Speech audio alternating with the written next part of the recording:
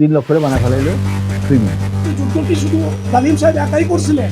3 লক্ষ নাকি 30 লক্ষ? 1971 সালে মুক্তিযুদ্ধে শহীদদের সংখ্যা কত ছিল? বিষয়টি মীমাংসার সময় এসে গেছে।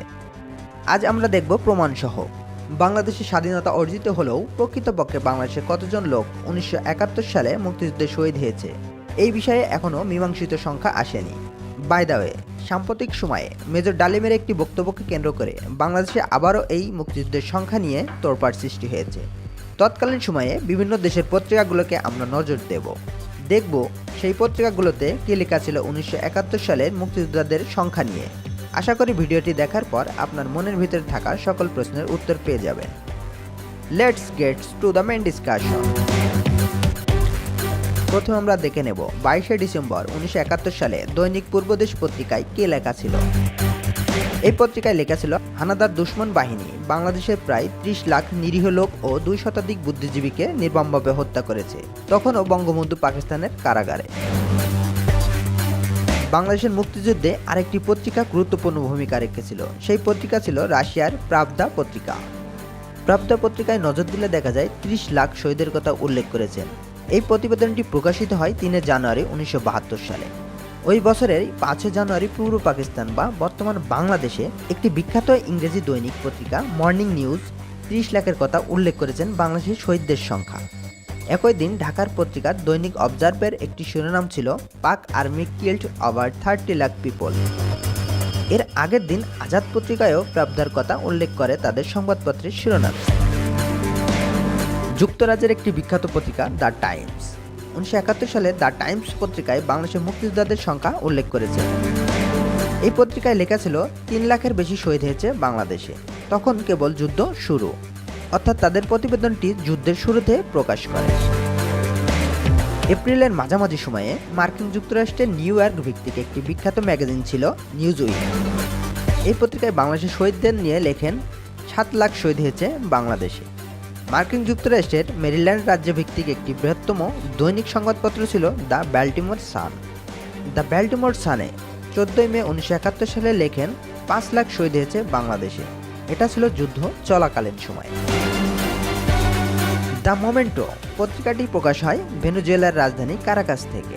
দ্য মোমেন্টো পত্রিকায় 13 জুন 1971 সালে লেখেন 5 লাখ থেকে 10 লাখ শহীদ হয়েছে এ পর্যন্ত বাংলাদেশে, অর্থাৎ যুদ্ধ চলাকালীন সময়ের একটি তথ্য প্রকাশ করে। কায়রান ইন্টারন্যাশনাল 28 জুলাই লিখেছেন 5 লাখ শহীদ হয়েছে বাংলাদেশে। 23 জুলাই ওয়াল স্ট্রিট জার্নাল, এটা ছিল আমেরিকার দৈনিক পত্রিকা। এই পত্রিকায় 2 থেকে 10 লাখ শহীদ হয়েছে বলে উল্লেখ করে। এটা ছিল 23 জুলাইয়ের রিপোর্ট। সেপ্টেম্বরে টাইমস লেখেন 10 লক্ষাধিক শহীদ হয়েছে বাংলাদেশে। 1971 সালে 1 অক্টোবর যুক্তরাজ্যের আরেকটা পত্রিকা ছিল the Hampstead and Highgate express. এই পত্রিকায় শহীদদের সংখ্যা উল্লেখ করে 20 লাখের মতো।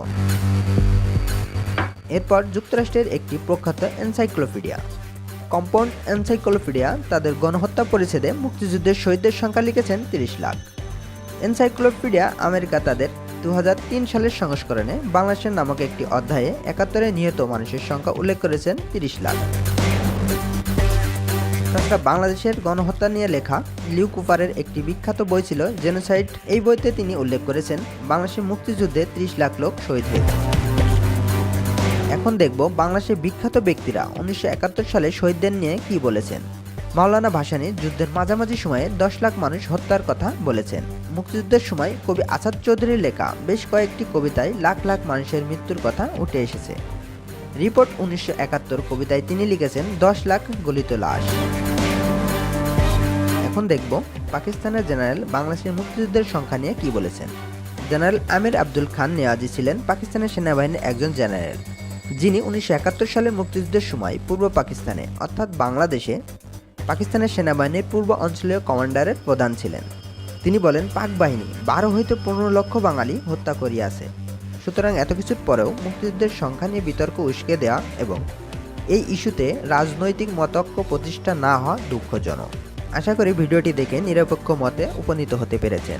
ভিডিওটি ভালো লাগলে অবশ্যই একটি লাইক দেবেন এবং এই ধরনের তথ্যবহুল ভিডিও পেতে চ্যানেলটি সাবস্ক্রাইব করতে ভুলবেন না। ধন্যবাদ সবাইকে এতক্ষণ আমাদের সাথে থাকার জন্য।